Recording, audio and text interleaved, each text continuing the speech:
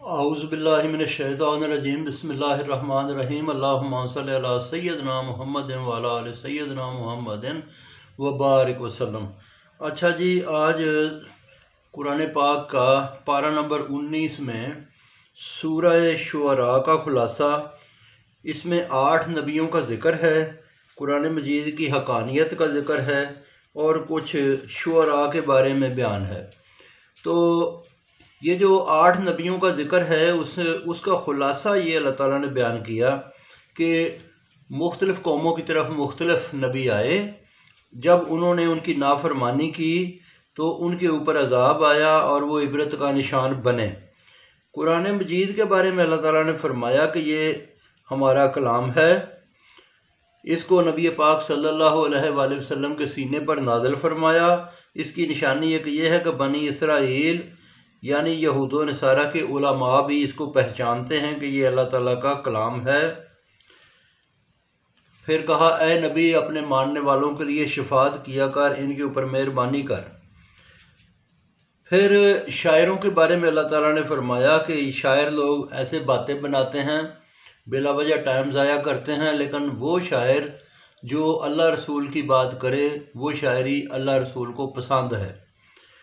پھر آگے سورہ نمل شروع ہوتی ہے، اس میں قرآن مجید کی عظمت کا ذکر اللہ تعالیٰ نے کیا اور پھر 5 نبیوں کا ذکر کیا۔ حضرت موسیٰ کے بارے میں اللہ تعالیٰ نے فرمایا کہ جب وہ اپنے سسرال سے چلے انہوں نے راستے میں آگ دیکھی، اور وہ والا قصہ۔ حضرت داؤد علیہ السلام کے بارے میں اللہ تعالیٰ نے فرمایا کہ ان کو ہم نے پرندوں اور جانوروں کی بولی سکھائی تھی اور ان کو جنات، انسانوں اور ہواؤں پر حکومت دی تھی۔ حضرت سلیمان علیہ السلام کا ذکر فرمایا کہ وہ جا رہے تھے تو ایک چیونٹی نے کہا کہ ان کا لشکر آ رہا ہے تو کہیں تمہیں وہ تباہ نہ کر دے، یعنی کہ اور حضرت سلیمان علیہ السلام مسکرائے، یعنی کہ نبیوں کو چیونٹی کا بھی علم ہو گیا۔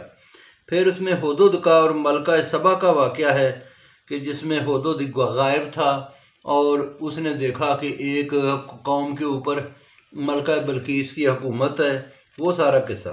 حضرت صالح علیہ السلام کے بارے میں فرمایا کہ قوم سمود کی طرف ان کو بھیجا، جب قوم سمود نے ان کی بات نہیں مانی، اونٹنی کو قتل کیا تو وہ ان کے اوپر عذاب آیا۔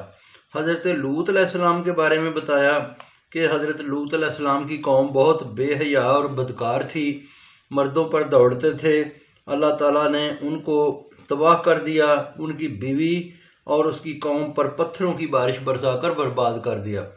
تو بہت شکریہ جی، باقی پھر سناؤں گا۔